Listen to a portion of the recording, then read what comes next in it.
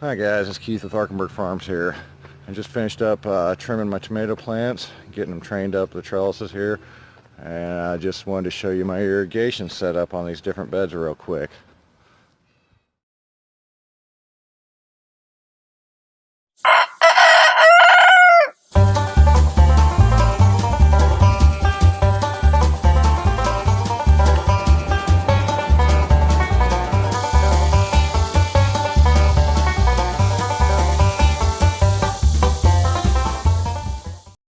Okay, on each of my drip beds,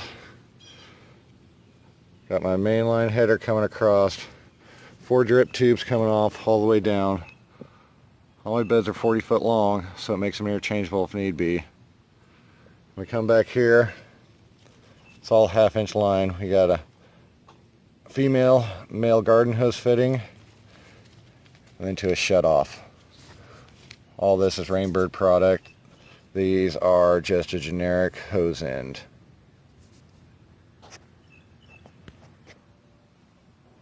Got the same thing on all my raised beds. We got the shut off on the outside. Comes over to the male female hose end and then off to the irrigation lines that run underneath.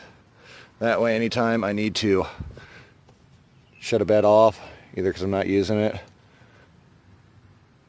or it hasn't been planted yet, turn on and off, I can take off the drip, pull it out to prep a bed, put a hose cap on it. Well, let's go take a look at my overhead.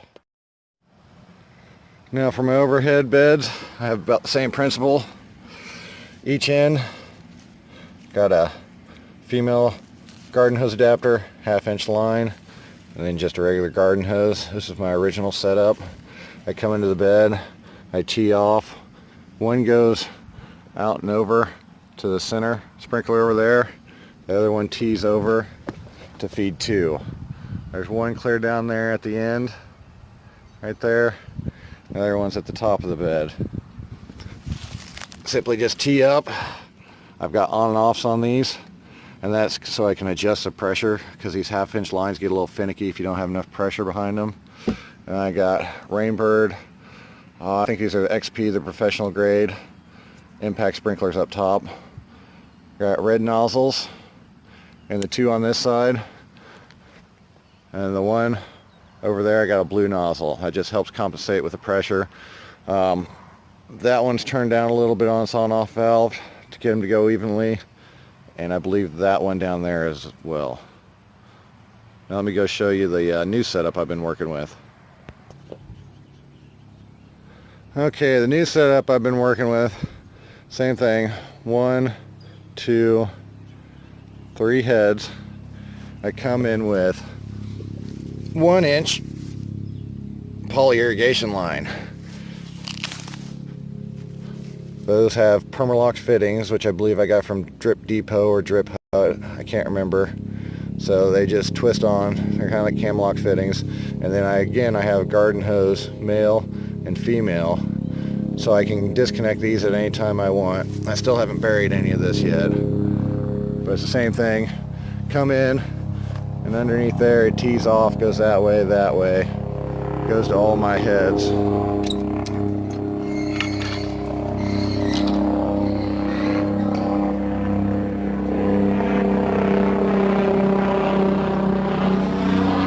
And then again,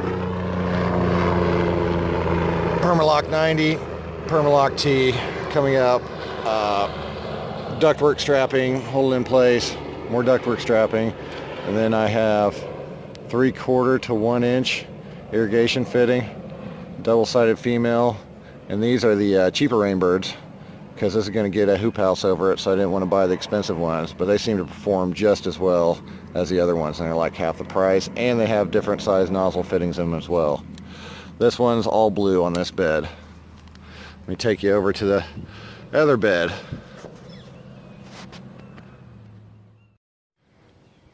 Alright, this is plot 4A, and down at the end 4B.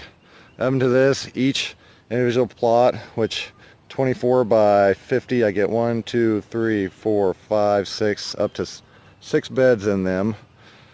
But for this one, since I'm going so far, I wanted to save on sprinkler heads and lines, I have 2 zones going. One zone is this side, so we got that head, the middle head, the one at the end. And then the other zone over here is one in the center and another one in the center. So it's the same basic setup to where I got 3 heads for each individual plot, but instead these are on a zone and these are on a zone instead of just the whole plot being on a zone. Same setup down here. Got my Permalock fittings, 3/4 hose, 3/4 hose. 1 inch comes out, 1 inch feeds everything. And the only difference is